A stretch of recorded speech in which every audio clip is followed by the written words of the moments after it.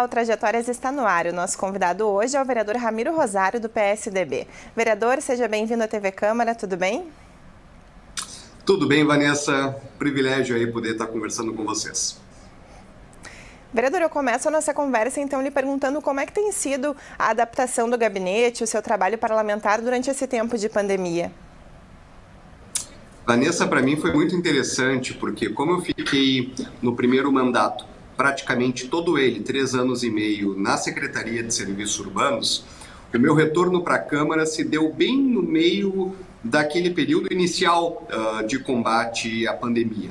Então, eu retornei para a Câmara, foi ali por o período de abril de 2020, né? Estávamos bem no início ainda da pandemia e eu não tive aquela oportunidade inicial de ter a vivência do plenário presencial. Então, quase todo o ano passado, né, eu fiquei apenas no formato virtual. No início desse ano também tivemos algumas reuniões presenciais, mas logo depois vieram as reuniões virtuais. Agora que tem sido muito bom nos últimos 2 meses aí poder ter essa vivência do plenário presencial, porque na minha avaliação o plenário ele é insubstituível, né? Por mais que a tecnologia auxilie muito para que a gente possa, até mesmo em reuniões de comissões, reuniões internas da Câmara, poder fazer no formato virtual, numa sessão plenária, no momento da discussão política, no momento da construção de acordos, de visões de cidade, aquele ali não tem realmente como substituir por um formato virtual, né? O plenário ele é muito dinâmico e eu estou gostando bastante de poder estar fazendo essa participação presencial. Com mais de 4.400 votos, o senhor foi eleito para o seu 2º mandato consecutivo aqui na casa. Mas o senhor também já foi secretário de Serviços Urbanos, né, vereador? Conta pra gente como é que surgiu o interesse em participar da política. Desde muito cedo, Vanessa, despertou em mim o interesse pela política. Não tenho ninguém na família que tenha se envolvido de alguma forma em atividade partidária, movimentos, né? Não tenho ninguém que me incentivou, mas eu acabei gostando bastante desde muito cedo. Me chamavam a atenção as movimentações políticas, campanhas eleitorais. Depois acabei participando do movimento estudantil no colégio e também na faculdade de Direito. E na faculdade eu fui convidado para ingressar no movimento democrata cristão. Eu sou luterano e acabei ingressando com este movimento no PSDB, porque o PSDB, na sua origem, tem uma presença muito forte da democracia cristã através de André Franco Montoro. E aí eu comecei a participar da juventude do partido, fui, né, crescendo partidariamente, e o que me fez de fato despertar e ter quem sabe, me encontrar de uma forma mais plena dentro da atividade política foram as manifestações pelo impeachment de Dilma Rousseff desde 2014, culminando em 2016, onde lá no início, inclusive, eu participei da fundação do movimento Brasil Livre aqui no Rio Grande do Sul. Então aquilo ali serviu muito como combustível, como gás, que acabou fazendo aí com que eu fosse eleito em 2016. Vereador, embora o senhor seja jovem em idade, já tem uma bagagem de secretariado, né? O que o senhor traz de experiência para essa atuação como parlamentar? Quis dizer jovem em idade e bastante grisalho já, né?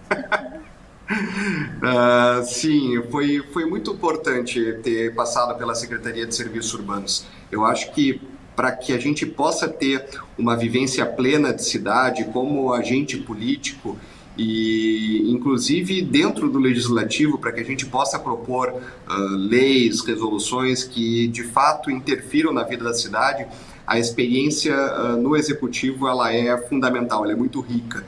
E a Secretaria de Serviços Urbanos ela ainda aumenta essa vivência porque ela lida com o cotidiano, o dia a dia da cidade, na zeladoria, e ela foi a responsável por englobar todos os serviços de ponta ao cidadão, desde aqueles vinculados ao DMLU, à limpeza urbana, a coleta de lixo, passando pela área de saneamento, pelo menos à época, agora já houve uma alteração nesse sentido, mas todas aquelas ações de combate aos alagamentos, de limpeza e manutenção do sistema de drenagem da cidade, também podas de ar para iluminação pública, enfim, uma série de ações fundamentais no dia a dia da cidade e que há muito tempo estavam deixando aí a desejar em Porto Alegre. Então nós fizemos ali uma ampla remodelação dos contratos na área de zeladoria, tanto porque eles eram mal feitos mesmo e acabavam não entregando aquilo que a cidade precisava, como também acabavam potencializando atos de corrupção. Nós tínhamos aí escândalos de corrupção muito graves em órgãos como o DMLU e o antigo DEP, e essa ampla remodelação que nós fizemos foi fundamental também para dar mais poder e condições ao poder público, à prefeitura e os órgãos de controle de poderem atuar de fato no combate às irregularidades. E isso foi muito importante também para que nós pudéssemos, no retorno à Câmara de Vereadores, propor o pacote contra a corrupção de Porto Alegre, com base nessa experiência na Secretaria de Serviços Urbanos, e assim a gente fica muito feliz hoje de ver o pacote já sendo implementado em Porto Alegre.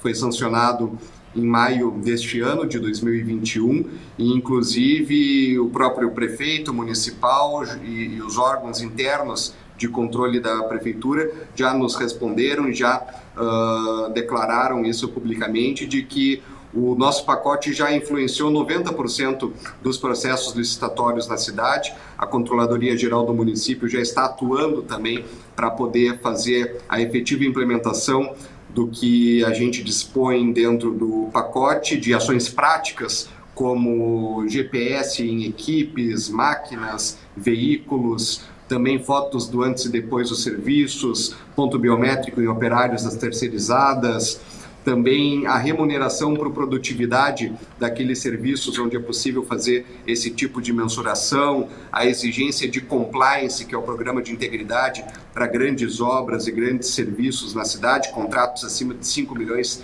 de reais, enfim, são uma série de medidas muito práticas para que a gente possa aumentar o cerco à corrupção na cidade, e isso, eu repito, só foi possível ser proposto graças à experiência na Secretaria de Serviços Urbanos no combate à corrupção internamente de algo que já estava acontecendo na cidade.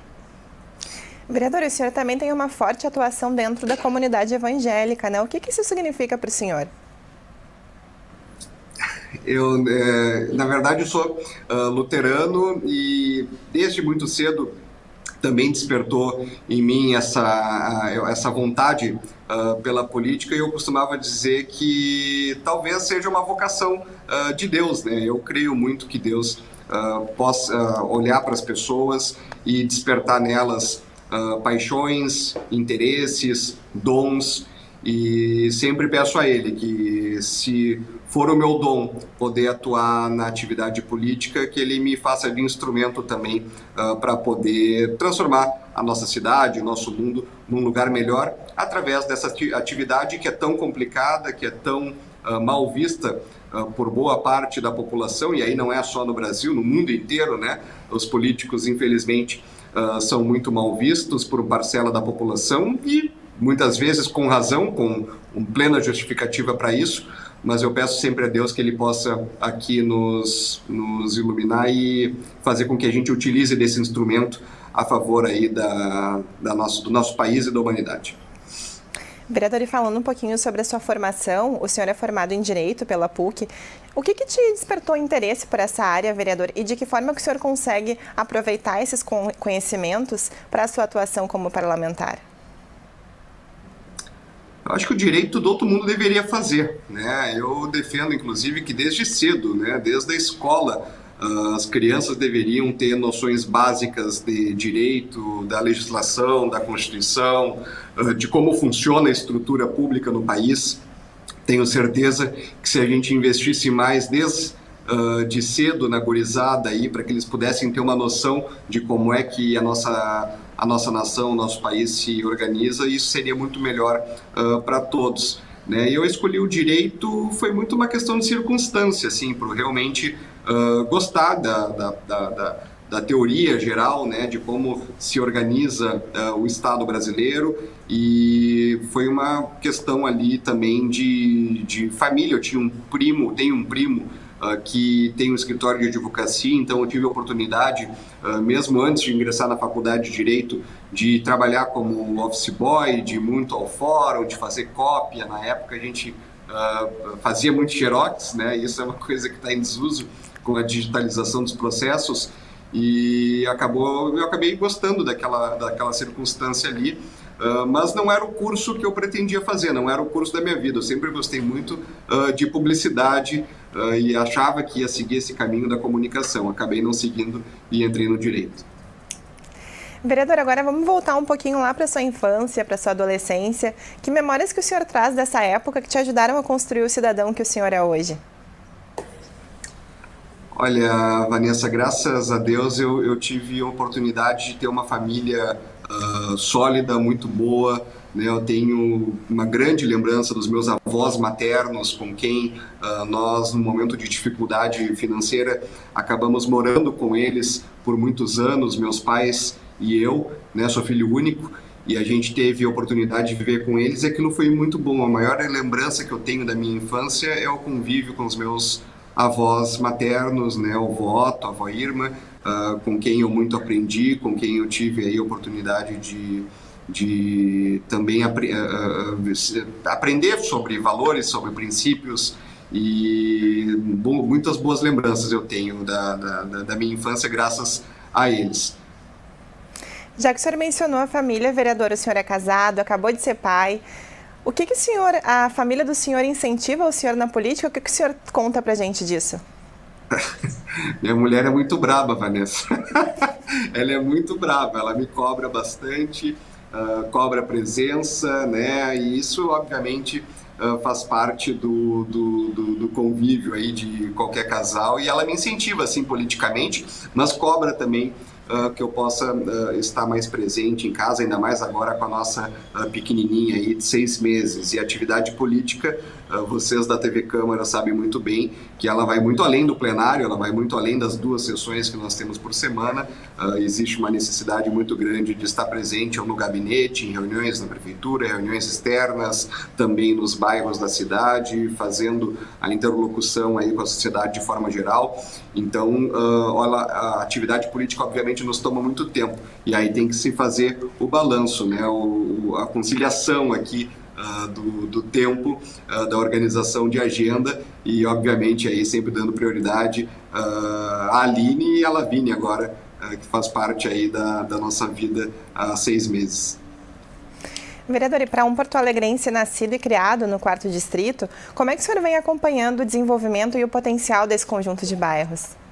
O 4º Distrito é o berço da industrialização em Porto Alegre, né, Vanessa? Ali nós tivemos grandes empresas que saíram do 4º Distrito e foram para o mundo, inclusive, a exemplo aí da Gerdau e da Renner.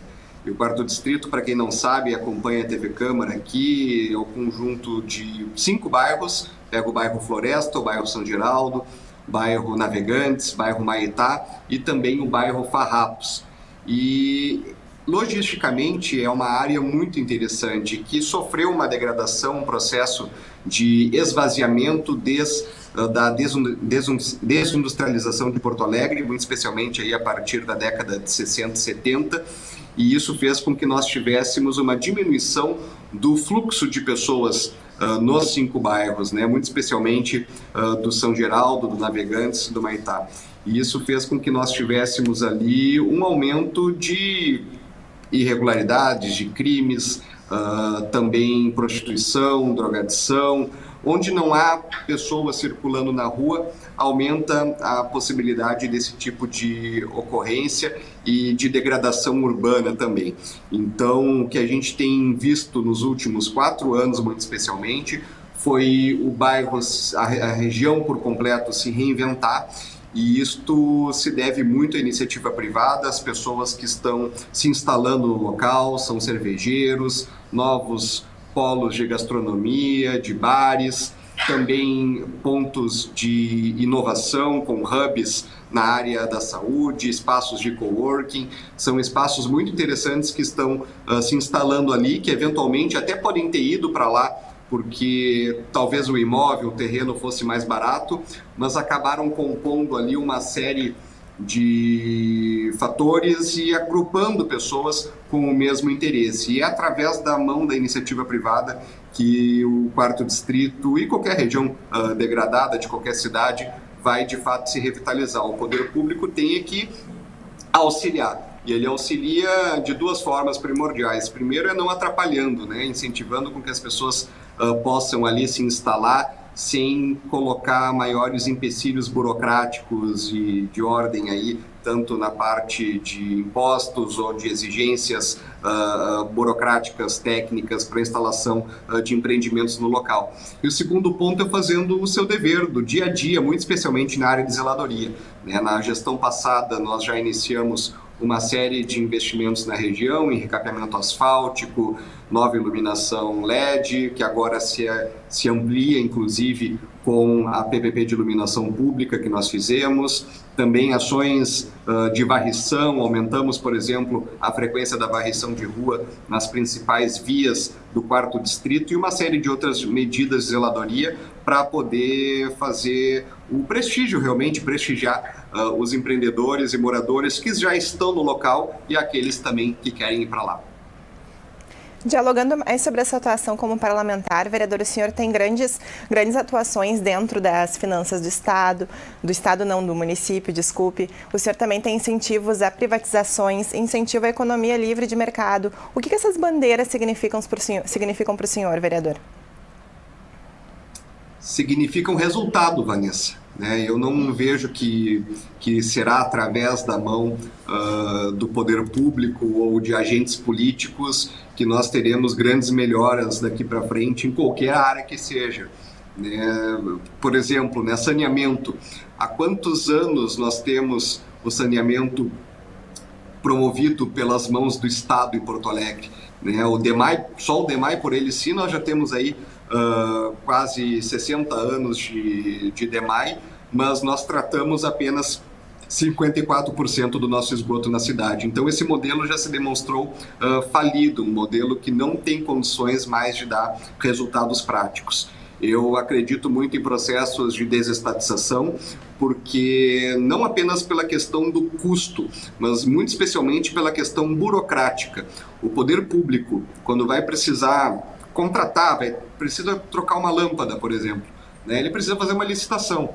E muitas vezes uma licitação morosa, com diversos vícios, também com problemas de judicialização, e isso faz com que o resultado prático na vida da cidade seja algo muito lento, muito moroso. Então eu acredito em parcerias público-privadas, acredito em processos de concessão, de desestatização de forma geral para entregar resultados práticos. Isso já está ocorrendo ao longo dos últimos 4 anos na cidade. Eu tive a oportunidade de participar ativamente de alguns desses processos. A PPP de iluminação pública é um exemplo, a partir desde o ano passado já está nas mãos de um consórcio privado a responsabilidade por fazer a modernização de 100% das lâmpadas dos pontos de iluminação pública da cidade para a tecnologia LED, ampliando aí muito a nossa iluminação à noite em Porto Alegre, também valorizando pontos turísticos, bairros com menor IDH e uma série de medidas para contribuir, inclusive, com a segurança pública. Isso só foi possível ser feito, só é possível fazer agora através da mão leve e da gestão privada. E eles ficam responsáveis também por fazer a manutenção do parque de iluminação pública da cidade pelo período de 20 anos.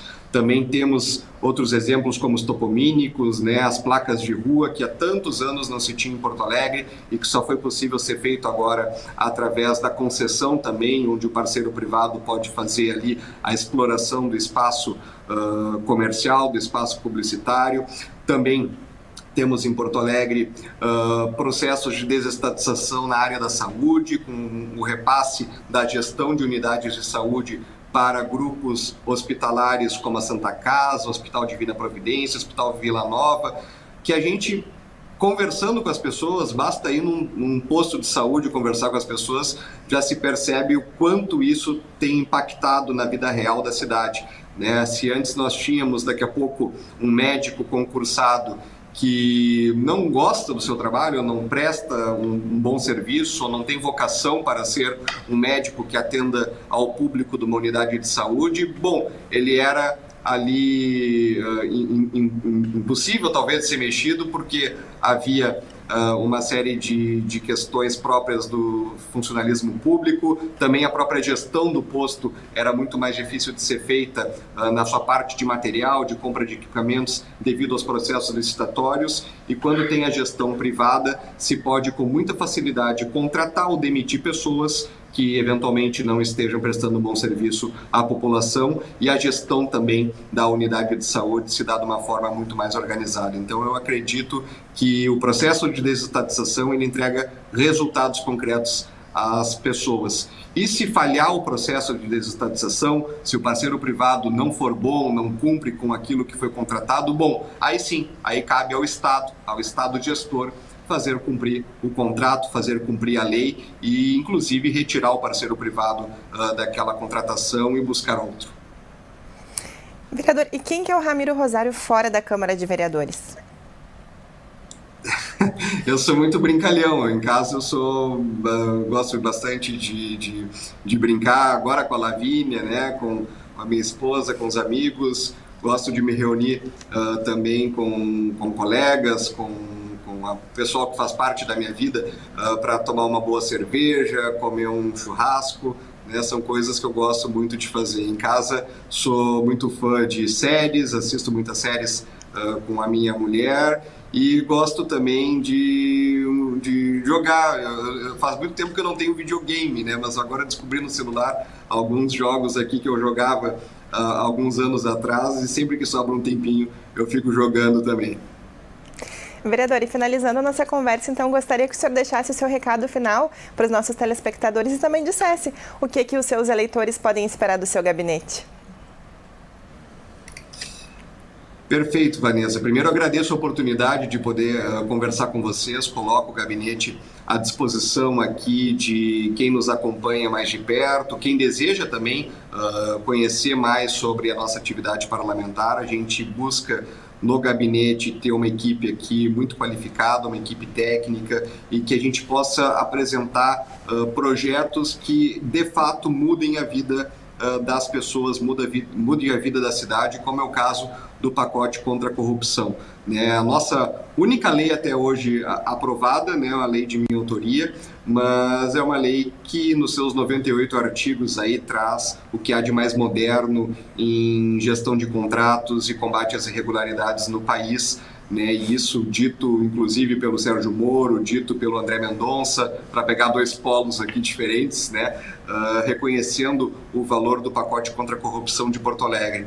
E isso, obviamente, se faz através de muito estudo, muita busca por qualidade técnica, e é isso que eu peço que as pessoas acompanhem, né? Acompanhem os gabinetes dos vereadores, e para que a gente possa ter aqui mandatos que de fato se comprometam com mudanças reais na vida da cidade e não apenas jogando para a torcida, né? Infelizmente, a gente tem aí alguns entendimentos, alguns colegas que queiram muitas vezes fazer algum projeto de lei que é completamente inconstitucional, um projeto de lei que jamais terá alguma eficácia. Isso é uma perda de tempo danada, uma perda de tempo enorme, né? Perde tempo a TV Câmara cobrindo muitas vezes os absurdos aí que são propostos, perde tempo os outros colegas, os outros vereadores que querem fazer alguma coisa de verdade para a cidade e tem discussões aí que são muito bobas, muito bestas.